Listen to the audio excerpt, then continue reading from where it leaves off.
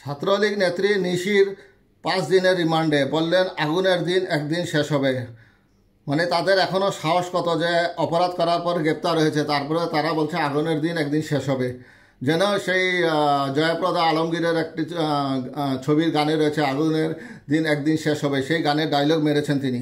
সন্ত্রাস বিরোধী আইনে রাজধানীর কলাবাগান থানায় দায়ের করা মামলায় গ্রেপ্তার ছাত্রলীগের কেন্দ্রীয় কমিটির যুগ্ম সাধারণ সম্পাদক ও ঢাকা বিশ্ববিদ্যালয়ের বঙ্গমাতা ফজিলাতুন্নেসা মুজিব হল সভাপতি বেনজির হোসেন নিশিকে 5 দিনের রিমান্ডে নেওয়ার নির্দেশ দেওয়া হয়েছে। তার সঙ্গে আরও 2 ছাত্রলীগ নেতাকে 5 দিনের রিমান্ডে দেওয়া হয়েছে।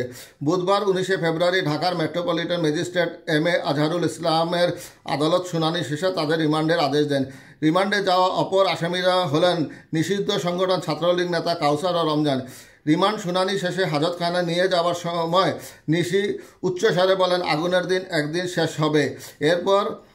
এরপর তাকে হাসতেও দেখা যায়, তবে তার আর কিছুই বলেননি তিনি। মামলার কর্মকর্তা কলাবাগান থানার উপপরিদর্শক তারেক মোহাম্মদ মাসুম তাদের 7 দিন করে রিমান্ড চেয়ে আবেদন করেন। আসামি পক্ষের আইনজীবী রিমান্ড বাতিল চেয়ে জামিনের আবেদন করেন। রাষ্ট্রপক্ষ এর বিরোধিতা করেন। শুনানি শেষে আদালত প্রত্যেকের 5 দিনের রিমান্ড মঞ্জুর করেন।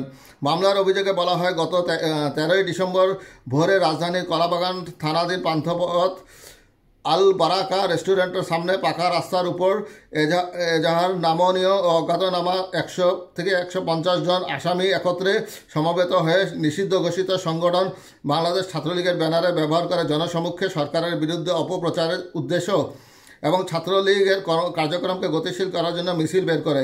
এ সময় আসামিরা বিভিন্ন উস্কানিমূলক স্লোগান দেয়। এছাড়াও তাদের মিছিল ও স্লোগানকে ইলেকট্রনিক মাধ্যমে প্রচার করতে থাকে। সরকারকে বিব্রতকর পরিস্থিতি ফেলার জন্য তারা এই পরিকল্পনা করে। এই ঘটনা কলাবাগান থানায় সন্ত্রাস বিরোধী আইনে মামলা দায়েরের পর নিশি সহ 3 জনকে আটক করে এবং এই মামলায় আদালতে হাজির করলে আদালত তাদেরকে কারাগারে পাঠান।